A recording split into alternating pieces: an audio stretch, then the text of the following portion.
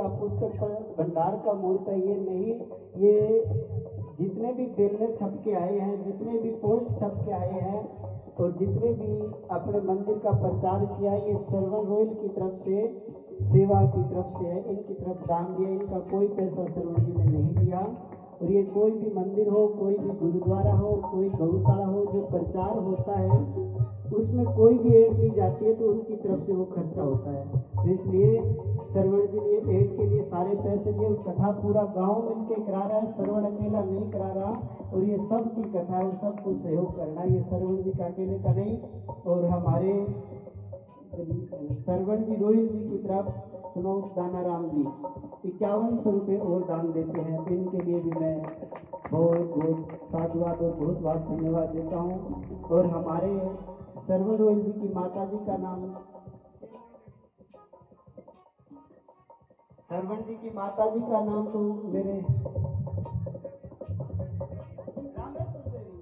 रामेश्वरी देवी के नाम से चारों भाइयों ने मिलके, हनुमान जी ने और श्रवण जी ने और सभी भाइयों ने मिलके हमारे मंदिर में एक कमरा दान दिया है उनकी माता जी के नाम से। तो मैं इनके लिए भी बहुत बहुत धन्यवाद देता हूँ। 2-2.5 लाख रुपए का कमरा बनेगा। इन्होंने कहा महाराज जी 25x15 का कमरा रहेगा, पूरा खुला कमरा बनाओ, पूरा बढ़िया हॉल की तरह बनाओ, तो हम पूरी सेवा देंगे। तो बहुत बहुत साधुवाद और बहुत बहुत धन्यवाद।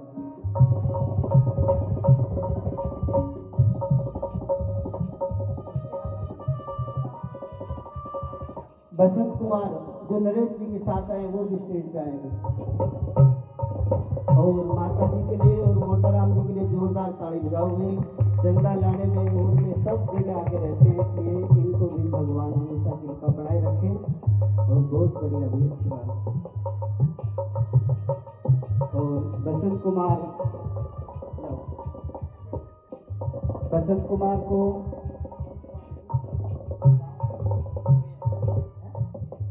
वाली गांव से, हरियाणा से, सिरसा से चल के आए, इनके लिए भी जोरदार ताली बजाओ।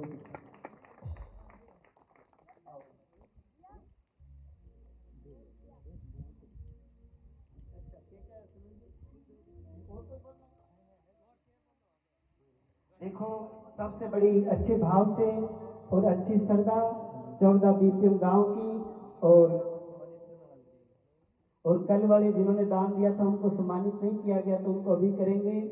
रोहतास जी खाती कनवाणी से, ये भी एक बार यहाँ आए हैं तो स्टेज पर आए। और बाई रोशनी देवी मंजू, ये कालूराम जी वर्मा की बच्ची है, तो उनको सम्मानित कर दिया। तो कालूराम जी एक बार स्टेज पर आए थे, क्या नाम कालूराम? महेंद्र जी एक बार स्टेज पर आओ। और महेंद्र जी जलंधरा में हमारे मंदिर के लिए, इनकी देखो गुड़िया दोनों सिरसा के इलाहाबाद के पास ब्याई हुई, उन्होंने आके 1100 रुपये दान दिया। और हमारे महेंद्र जी ने भी 2100 रुपये मंदिर के लिए वो दान दिया।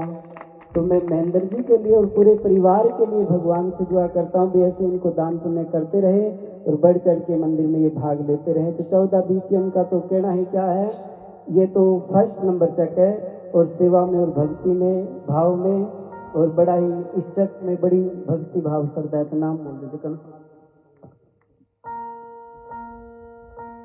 राजेंद्र जी बिश्नोई 13 DWD से आए हैं।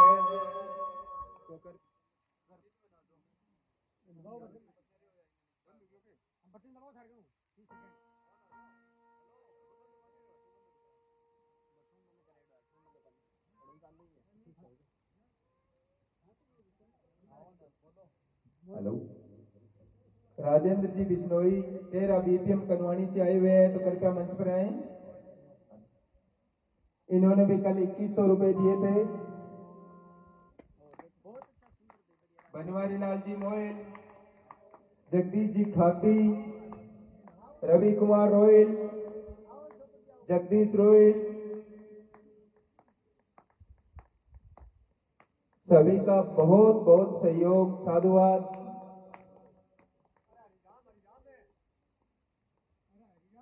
और हरिराम चनोब राजूराम मोयल, जिन्होंने एक चाय की भट्टी और 500 रुपए दिए थे परसों की तारीख में 22 तारीख को।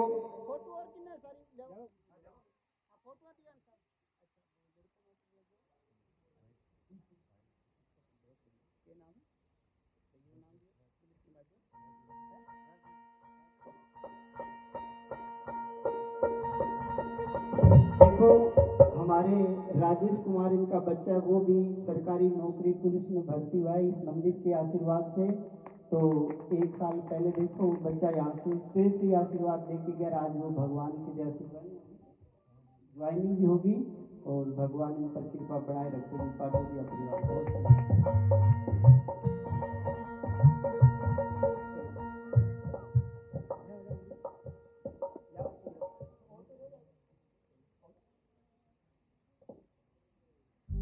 देखो कल 25 तारीख है, 25 जनवरी का दिन। तो 14 बीपीएम गांव के लिए एक बहुत बड़ा त्योहार की तरह कि जिस दिन 25 जनवरी को इस बालाजी संकट हरण बालाजी मंदिर की नींव रखी गई। और कल ठीक 2 बजे अपने मंदिर का सारा हिसाब किताब सबको बताएंगे कि कितने मंदिर में पैसे लगे और कितने पैसे आए और कहाँ कहाँ लगे और किस किस काम में लगे और किन्होंने क्या क्या सहयोग दिया और किस किस चीज़ के लिए सहयोग दिया। तो सबका नाम और सबका गांव और सब चीज़ें आपको कल बताएंगे। तो कल बड़ी धूमधाम से 25 जनवरी को मनाएंगे। बोले गोविंद भगवान की जय। तो कल 25 जनवरी और सभी को विदित है कि कल का जो दिन है वो हमारे इस गांव के लिए, क्षेत्र के लिए एक त्योहार से कम नहीं है, क्योंकि 25 जनवरी के दिन ही इस मंदिर की महाराज भूमि पूजन हुआ था और आज सभी भामाशाहों के सहयोग से यह मंदिर यहाँ तक पहुंचा है। तो सभी से व्यासपीठ की तरफ से एक निवेदन है कि महाराज कल इतना बरसना, क्योंकि कल कथा के अंदर ब्रज के ऊपर इंद्र भी बरसेगा, उसी प्रकार आप भी अन्न से, धन से, मन से और तन से जितनी सेवा यहाँ दे सकते हो वो देना। और सभी के पास ये संदेश जाना चाहिए कि 14 बीपीएम चक के अंदर जो भागवत कथा चल रही है उसके माध्यम से भामाशाह ने इतना दान दिया है कि जल्दी इस कथा, इस मंदिर के अंदर हनुमत लाल की मूर्ति की प्राण प्रतिष्ठा संभव हो सके। तो सभी, क्योंकि माताओं का जो हृदय है ना वो विशाल होता है थोड़ा। तो परसों भी इस व्यासपीठ से हमने कहा था कि माताएं है ना जो थोड़ी वरिष्ठ है, यदि वो एक महीने की यदि अपनी जो व्रत पेंशन है वो इस मंदिर के निमित्त करेगी तो हनुमान जी लाल क्या करेंगे, उनके जो घुटनों का जो दर्द है ना वो अपने आप ठीक कर देंगे भाई है। तो माताओं आप श्रवण जी रुइल के पास लिखवा देना, कोई 1 महीने की, कोई 2 महीने की जो वर्ध पेंशन गवर्नमेंट आपको देता है वो यहाँ पर दान में दे देना। और इसके अलावा आज का दिन, कल का दिन है तो आप, क्योंकि अभी आगे सरसों और गेहूं निकलने वाली है तो आप अपने अन्न आदि भी लिखवा सकते हैं, कोई दिक्कत नहीं है। जैसे फसल है, किसी के कितनी बीघा जमीन है उसके अनुसार। तो हमने तो ये सुना है कि जब से ये मंदिर यहाँ पर प्रारंभ हुआ है तब से इस 14 बीपीएम चक के अंदर सभी के अंदर अन्नपूर्णा का अच्छी कृपा बताई जा रही है महाराज कि यहाँ पर अच्छा अन्न धन उत्पादन हो रहा है। तो ये इन्हीं की कृपा है, संतों की कृपा है। तो यदि इन्हीं की कृपा में यदि अपना दक्षांश यदि यहाँ पे दे दिया जाएगा तो दान दिया धन ना घटे कहेगे दास कबीर है। केड़ी चौंच भर लेगी नदी न घटियो नीर, और दान देने से धन नहीं घटता कहेगे दास कबीर। तो थोड़ा थोड़ा सभी सहयोग करे, सभी से यही अपेक्षा है। तो महाराज कल जो यहाँ पे नामावली बोली जाएगी जो भामाशाहों की, तो उसमें कम से कम 1 घंटा लंबी अंतरेल रूप से चलनी चाहिए, इतने नाम होने चाहिए। तो सभी से अनुरोध है कि भाई बरसों जितना बरस सकते हो हैं, ताकि इस क्षेत्र में सभी एक संदेश जाए कि 14 बीपीएम एक छोटा सा चक है और वहां पर आज विशाल हनुमान बालाजी नगर के नाम से जो अपने आप स्वतः ही प्रकट हो गया है। तो सभी को बहुत बहुत साधुवाद, बहुत बहुत धन्यवाद। अब कथा में प्रवेश करते हैं, क्योंकि आज भगवान का प्रागट्य भी होने वाला है। भगवान गोविंद की आज जन्म महोत्सव इसी प्रांगण में मनाया जाएगा। बोले गोविंद भगवान की जय। एक राधा एक हमारे बस के ड्राइवर हैं, वो भी आ जाए, भी एक बार उनको भी सम्मानित कर देते हैं। जो हमारे रावतसर से बस लेके आते हैं, बड़े सेवा बड़े भाव से लेके आते हैं। रावतसर मंदिर गणेश मंदिर से बस चलती है और मेनावाड़ी चक्की से होके बस 16 तक होके फिर अपने धाम 14 बीपीएम संकट हरण बालाजी मंदिर पहुंचती है। तो इसलिए ड्राइवर के लिए भी जोरदार ताली। आओ आओ, बहुत बढ़िया सुंदर अच्छा भी।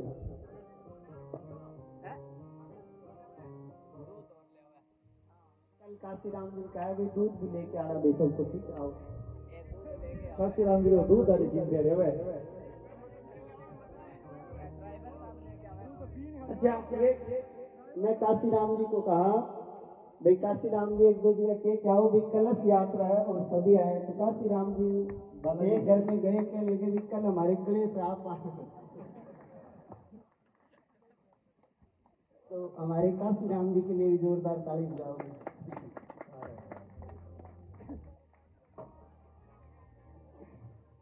कथा में प्रवेश।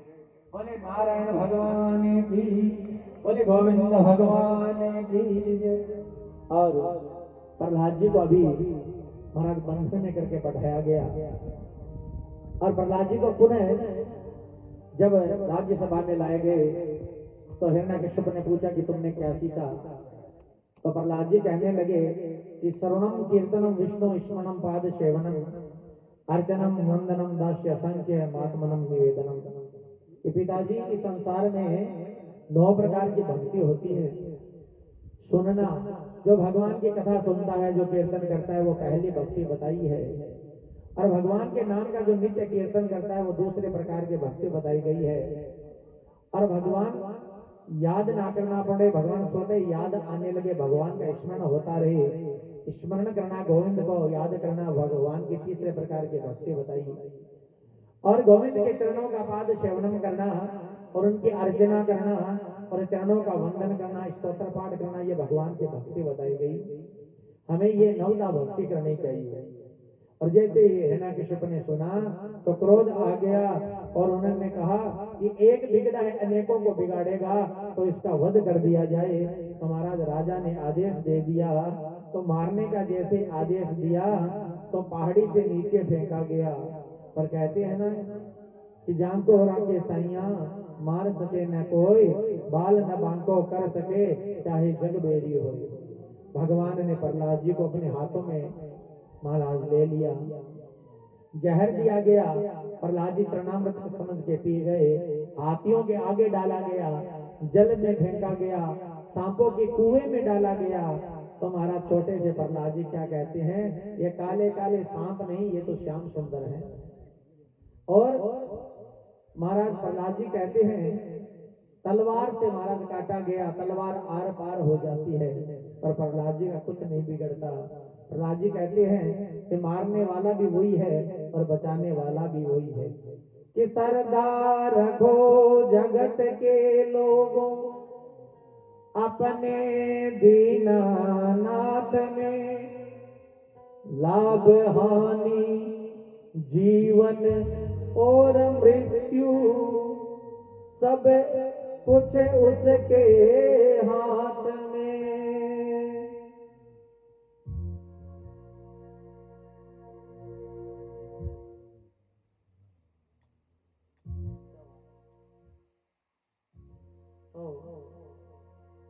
कह रहे हैं कि मारने वाला भी भगवान है और बचाने वाला भी भगवान है, और उसकी कृपा के बगैर तो एक पत्ता भी नहीं हिलता।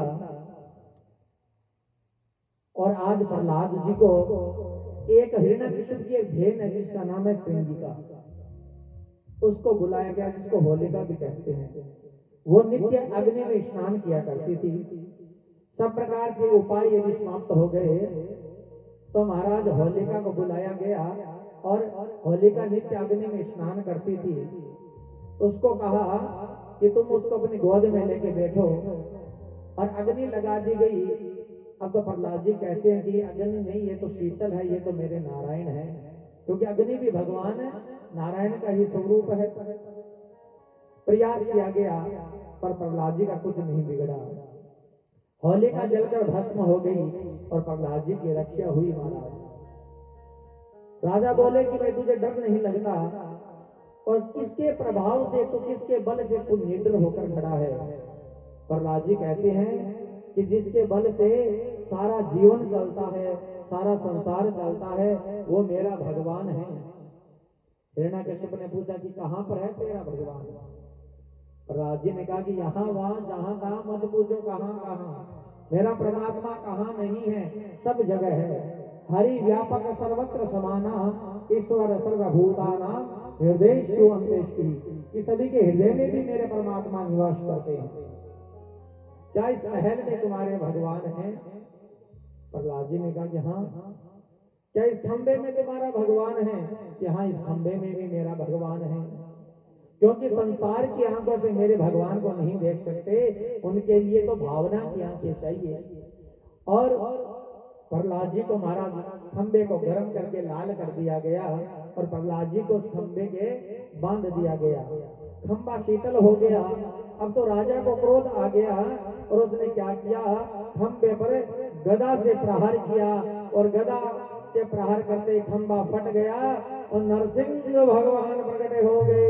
बोले नरसिंह भगवान की। और देवता हर्षित हो गए, जोर जोर से धंधों पे बजाने लगे, फूलों की वर्षा करने लगे, और नरसिंह भगवान जोर से गर्जना कर रहे हैं। नाथ कैसे नरसिंह रूप बनाया रे, नाथ कैसे नरसिंह रूप बनाया, नाथ कैसे नरसिंह रूप बनाया रे, नाथ कैसे नरसिंह रूप बनाया। ना कोई तुमरे पिता कहावे, ना कोई जननी जाया, ना कोई जननी जाया, ओ ना कोई तुमरे पिता कहावे, ओ ना कोई जननी जाया, ना कोई जननी जाया। वो खम्भ पाड़ प्रकट भया हो, ये अजरज तेरी माया रे, नाथ कैसे नरसिंह रूप बनाया रे, नाथ कैसे नरसिंह रूप बनाया, ओ नाथ कैसे नरसिंह रूप बनाया।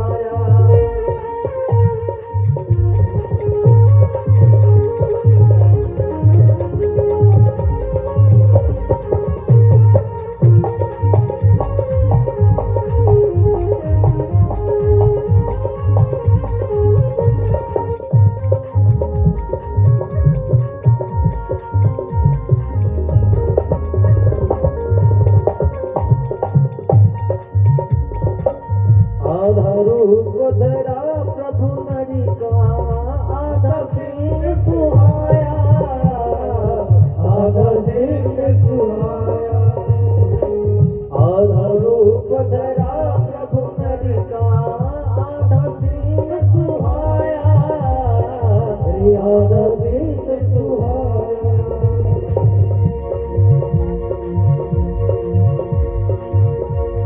ओ हिरन कुछ पकड़ धरा पर, हिरन कुछ पकड़ धरा पर, रथ से पाड़ गिराया, नाथ कैसे नरसिंह रूप बनाया, नाथ कैसा नरसिंह रूप बनाया, नाथ कैसा नरसिंह रूप बनाया, नाथ कैसा नरसिंह रूप बनाया।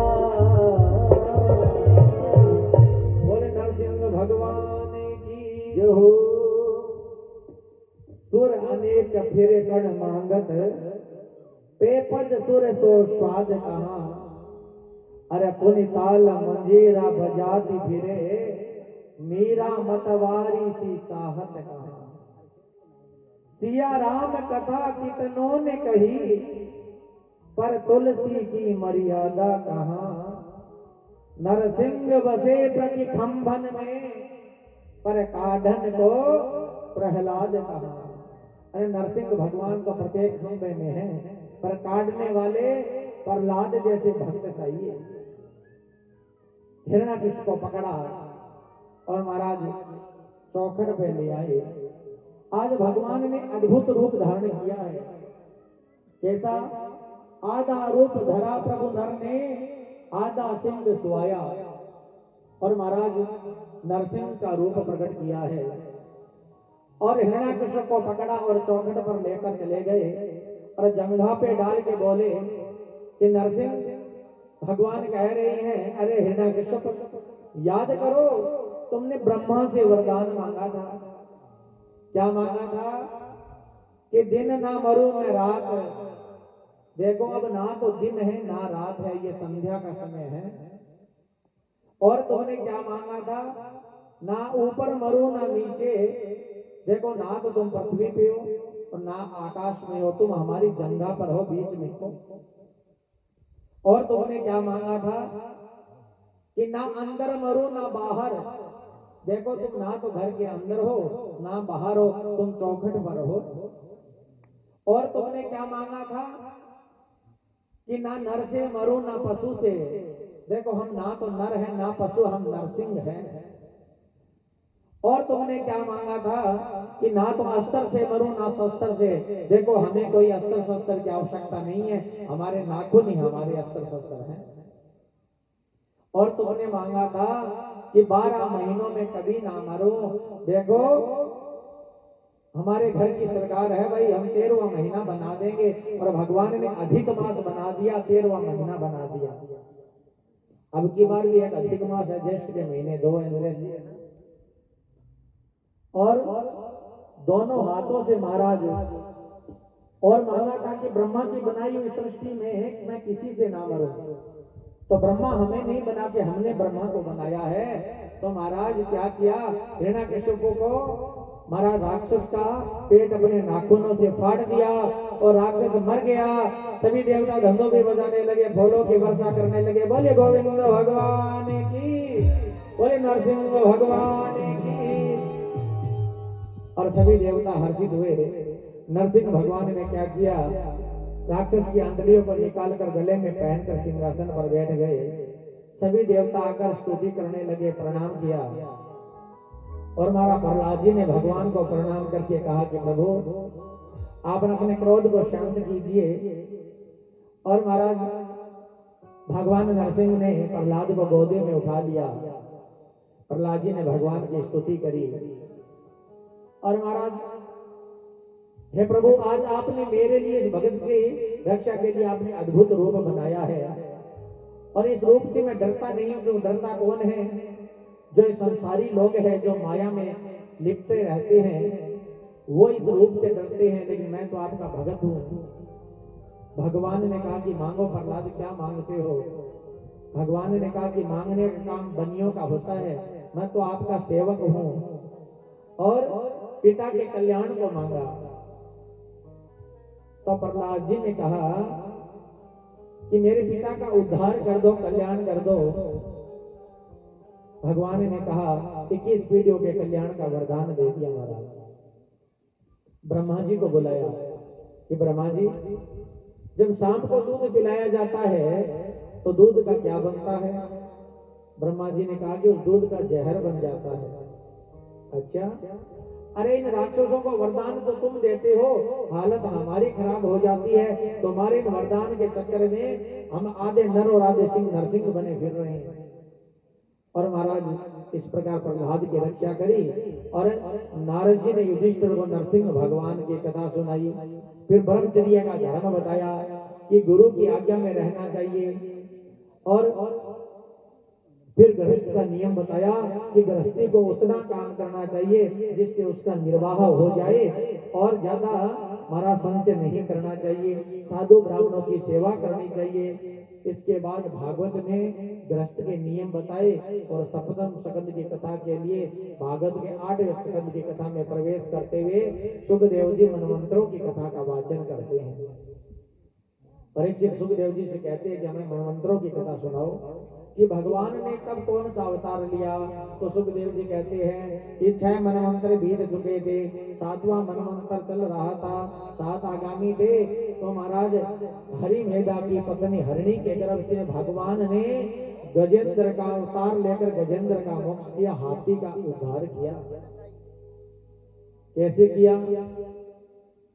तो गजेंद्र मोक्ष की कथा सुनाते हुए सुखदेव जी कहते हैं कि त्रिकुट नाम का एक सुंदर पर्वत था। त्रिकुट बोलते हैं 3 शिखर वाला, और उस पर्वत पर एक हाथी रहता था, उसका नाम था गजेंद्र, हाथियों का राजा था। वो राजा बड़ा बलवान था, 50 पत्नियां थी और 150 पुत्र थे। एक दिन गजेंद्र ने क्या किया, अपनी पत्नियों सहित महाराज पुत्र सहित विशाल सरोवर में जल पीने के लिए गया, और उस जल में एक ग्राहा रहता था, मगरमच्छ रहता था। और जैसे ही गजराज उस जल के अंदर महाराज पानी पीने के लिए गया, पहले पानी पिया और फिर पानी अपने सूंड में भरकर महाराज कभी अपने पत्नियों की तरफ फेंकता, कभी अपने पुत्रों की तरफ फेंकता, जल क्रीड़ा करने लगा। और जल के अंदर एक ग्राहा मगरमच्छ था, उसने क्या किया, उस हाथी का पांव पकड़ लिया। और गजेंद्र ने सोचा कि कोई जल का छोटा मोटा जीव होगा, जब उसको पता चलेगा कि मैंने हाथियों के राजा गजेंद्र का पैर पकड़ा है तो बाहर आकर मेरे से माफी मांगेगा।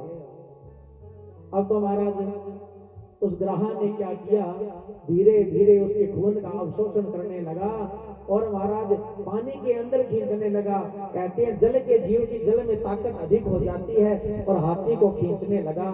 सभी पत्नियों ने सूंड में से सूंड लगाकर उस हाथी को खींचने लगे, सब हार गए और सभी छोड़ के चले गए। तो कहते हैं 1000 साल तक युद्ध चला है, लेकिन वो हाथी अपना पांव नहीं छुड़ा पाया। तब गजेंद्र ने महाराज चारों तरफ से हार गया, तो हारे को हरिना, और अंत में पुकार करी, आर्त पुकार करी, और सभी देवता इंतजार कर रहे थे कि यदि हमें पुकारे तो हम गजेंद्र की रक्षा करें। लेकिन गजेंद्र ने किसी को नहीं पुकारा, उस अजन्मे को पुकारा जो इस सृष्टि को चलाता है, जिसकी मर्जी के बगैर पत्ता भी नहीं हिलता, उनको याद किया है। आज जल पीवन के खातिर आज एक गजराज सिंधु के किनारे गया है, और सिंधु के किनारे मझधार में ग्राहा ने उसका पांव पकड़ लिया है। हे गोविंद हे गोपाल, अब तो जीवन हारे।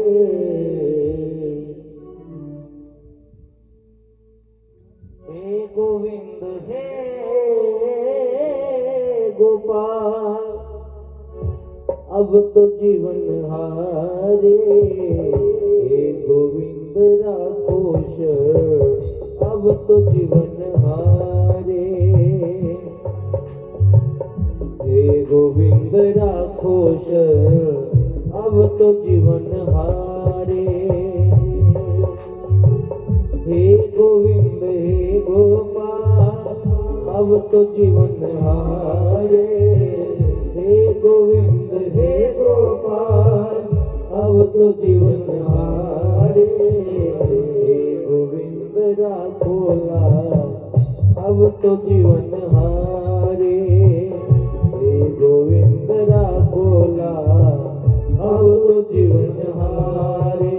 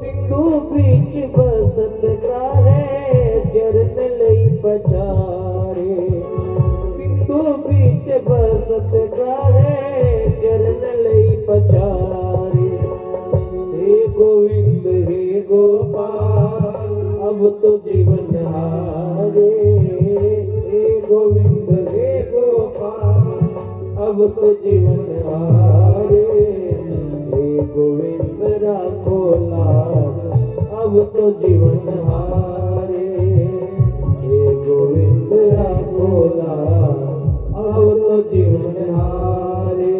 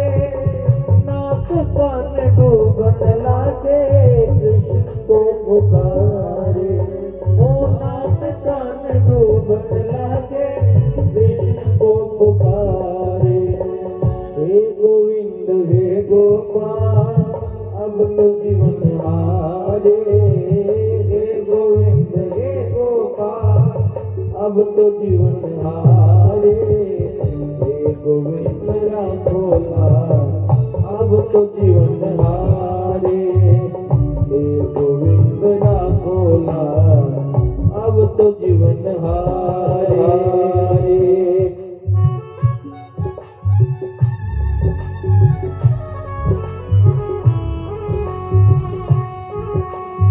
जय हो।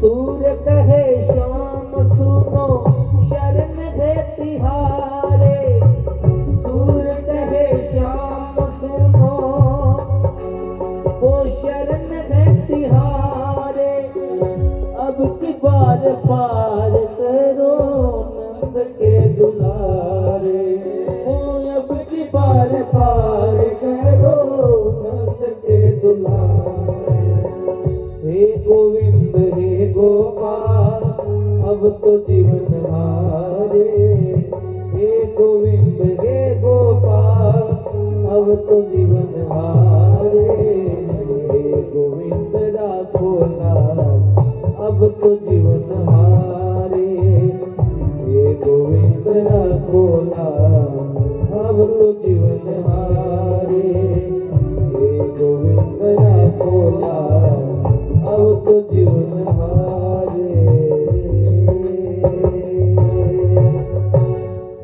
बोले गोविंद भगवान की जय हो। काशी राम जी, नंदरूप जी, डॉक्टर साहब, हाँ मंच पे आए मेरे श्रवण जी कनवाणी से।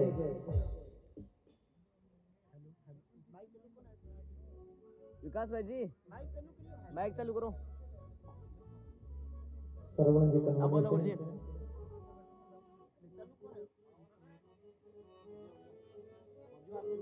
हेलो।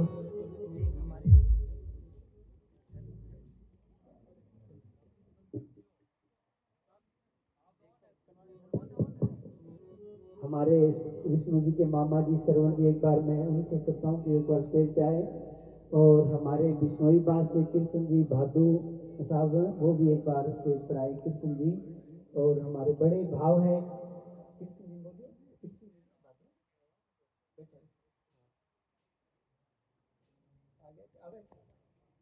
श्रवण जी हाँ आओ श्रवण जी, आओ श्रवण जी है क्या? तो हम कृष्ण जी अभी बाजू बोलिए। हमारे बिश्नोई बास से कृष्ण जी भादू आया है, स्टेज पे आओ। ये तो बल सुनो कौन सा सुना तो मैं बोलियो कैसे नाम बोलियो थे किसके साथ पीछे बैठे हैं बता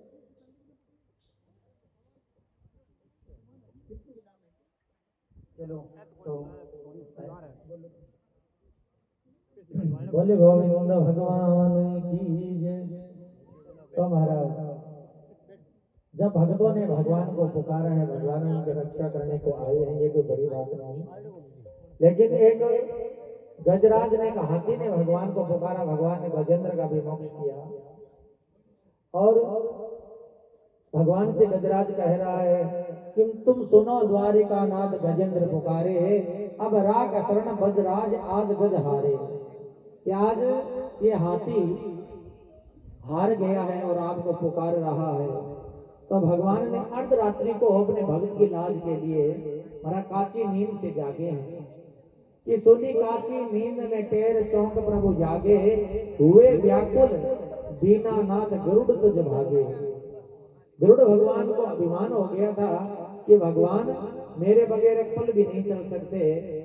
तो भगवान ने कहा कि अरे गरुड़ जी चलो, हमें गजराज की रक्षा करने के लिए जाना है। तो गरुड़ को अभिमान हो गया। तो भगवान ने कहा कि गजराज का मोक्ष बाद में करेंगे, पहले इस गरुड़ का घमंड तोड़ना पड़ेगा। तो भगवान ने गरुड़ को त्याग दिया। लक्ष्मी जी पकड़िया चरणन शीश नवाकर कि प्रभु सिर पर है आधी रात, तुम जाओ सुबह करें। तुम सुबह चले जाना, गड़ी धोय करो पाछे पग धाओ। अरे थारा चाकर खड़े हजार थे काम तो उड़ाओ।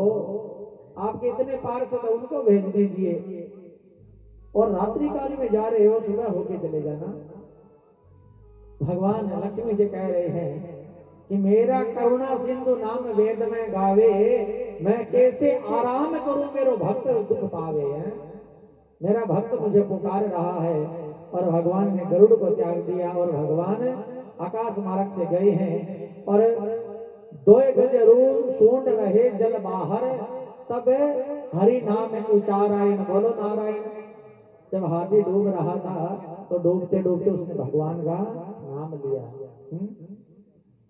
और महाराज भगवान आए हैं और डूबते हुए उस हाथी ने क्या किया, कमल का पुष्प तोड़कर आते हुए भगवान के सामने छोड़ दिया और कहा कि पत्र पुष्पम तो समर्पण। भगवान मेरा यह पुष्प अर्पित मानिए, मेरी पूजा मानिए और मेरी रक्षा कीजिए। और भगवान जल के अंदर गए और हमारा सदुर्शन चक्कर से उस ग्राह का सिर खंडित कर दिया और गजराज को फंद से छुड़ाया। बोले भक्तवत्सल भगवान की। इस प्रकार भगवान ने गजेंद्र का मोक्ष किया और उसे श्राप से मुक्त कर दिया। ये गजेंद्र कौन था भाई कि भगवान की उस पर इतनी कृपा हुई? और वो ग्राह कौन था जिसका भगवान ने कल्याण किया? कहते हैं कि वो ग्राह मगरमच्छ हू नाम का एक गंधर्व था और देव ऋषि का श्राप लग गया था, जिसके कारण कहा कि तू ग्राह बन जा। और आज भगवान की कृपा से उसका कल्याण हुआ। और जो हाथी था वो इंद्रधुम्न नाम का एक राजा था और अगस्त ऋषि को प्रणाम नहीं किया। तो अगस्त ऋषि ने क्या किया, श्राप दे दिया कि जाओ तुम जड़मती हाथी हो जाओ। आज 6ठे मनमंत्र में भगवान ने कछुए का रूप धारण करके समुद्र का मंथन भी करवाया है। भगवान के 24 अवतार हुए हैं ना। तो कछुए का रूप धारण कब किया भगवान ने? 6ठे मनमंत्र के अंदर। एक बार क्या हुआ कि दुर्वासा जी भगवान के धाम को गए और वहां पर भगवान ने क्या किया, प्रसादी माला है ना दुर्वासा ऋषि को पहना दी। अब ऋषि तो ऋषि है, संत है, उन्हें माला से क्या लेना देना। भगवान की प्रसादी माला थी, कीमती माला थी। उन्होंने क्या किया, वो माला राजा इंद्र को दे दी, भाई ये तुम्हारे काम की है। अब इंद्र ने क्या किया, वो माला अपने ऐरावत हाथी को पहना दी। अब हाथी तो हाथी है, उसने वो माला तोड़कर पैरों में डाल दिया और महाराज जी से भगवान की प्रसादी माला का अपमान हो गया। अब तो अपमान हो गया तो दुर्वासा ऋषि को क्रोध आ गया, इंद्र का सारा राज्य चला गया और अमरावती में दैत्यों का महाराज अधिकार हो गया, दैत्य सम्राट बन गया। सभी ब्रह्मा के पास पहुंचे और समुद्र का मंथन करवाओ, ताकि समुद्र में अमृत निकलेगा और उस अमृत को तुम पी लेना।